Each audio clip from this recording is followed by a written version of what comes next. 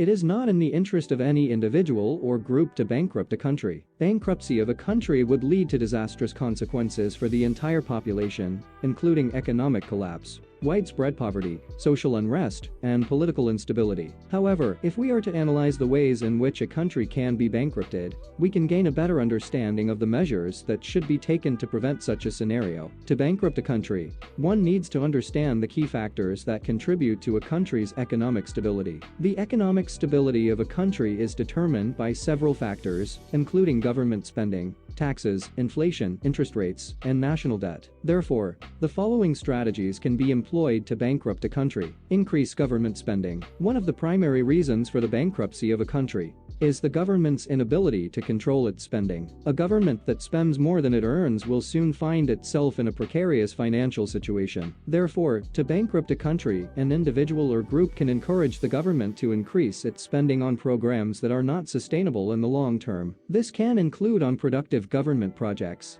excessive subsidies, and welfare programs. Reduce taxes. While it may seem counterintuitive, reducing taxes can lead to a country's bankruptcy. If a government reduces taxes without reducing its spending, it will have less revenue to fund its programs. This can lead to budget deficits and a significant increase in national debt. Therefore, encouraging the government to cut taxes without reducing its spending is one way to bankrupt a country. Increase inflation. Inflation is a situation where the value of money decreases, leading to higher prices for goods and services. High inflation rates can lead to a loss of confidence in a country's currency, leading to a decrease in foreign investment and a decline in the economy. An individual or group can cause inflation by increasing the supply of money in the economy, leading to an increase in demand and a rise in prices. Increase interest rates. Interest rates are the cost of borrowing money, and they have a significant impact on a country's economy. If interest rates are too high, it can discourage borrowing and reduce investment in the economy.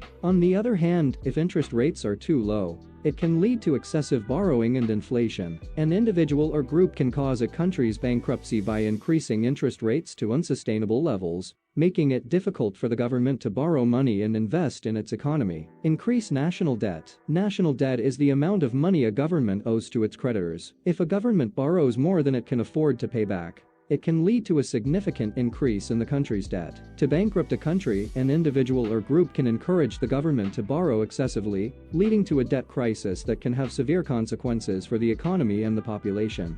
Preventing a country from becoming bankrupt is a crucial goal for any responsible government. Here are some potential ways to prevent a country from reaching financial ruin. Responsible governance. A government that is transparent, accountable, and committed to the rule of law can go a long way in preventing bankruptcy. A responsible government should prioritize the efficient use of public resources and prevent corrupt practices that can drain the public coffers. Sound economic policies. A government should prioritize sound economic policies that promote growth and stability. This may involve balancing the budget, maintaining a stable currency, and avoiding excessive borrowing. Additionally, governments should implement policies that encourage foreign investment and support domestic industries. Diversification. Diversifying the economy can also help prevent bankruptcy. Relying on a single industry or commodity can make a country vulnerable to sudden shocks, such as fluctuations in global commodity prices. A diversified economy is more resilient to external shocks and can create opportunities for new industries and employment. Investment in infrastructure. Investing in infrastructure,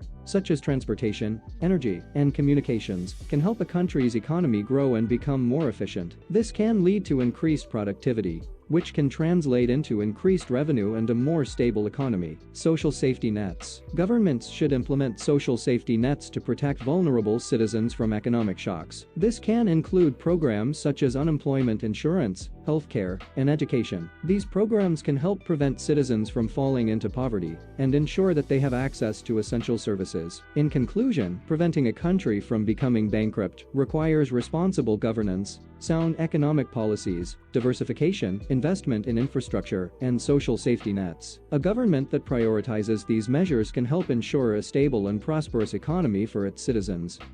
Nauru is a small island nation in the Pacific Ocean, with a population of fewer than 10,000 people. In the 1980s, Nauru was the richest country in the world on a per capita basis, due to its massive phosphate reserves. However, by the early 21st century, Nauru had become bankrupt with a significant decline in its economy and social services. Here are some factors that contributed to Nauru's bankruptcy. Over-reliance on phosphate mining. Nauru's economy was heavily reliant on the mining of phosphate, a valuable resource used in fertilizers. The country's phosphate reserves were estimated to be worth around $800 million in the 1970s, and the government used the revenue generated from mining to fund development projects and social services. However, the country did not invest in diversifying its economy or saving for the future, and by the late 1980s, the phosphate reserves were depleted. Mismanagement of funds. The Nauruan government mismanaged the funds generated from phosphate mining, leading to a significant decline in the economy. The government did not adequately plan for the depletion of the country's phosphate reserves or invest in alternative sources of revenue. Additionally, corruption and embezzlement were widespread, and public funds were used for personal gain. Economic isolation. Nauru's small size and isolation from other countries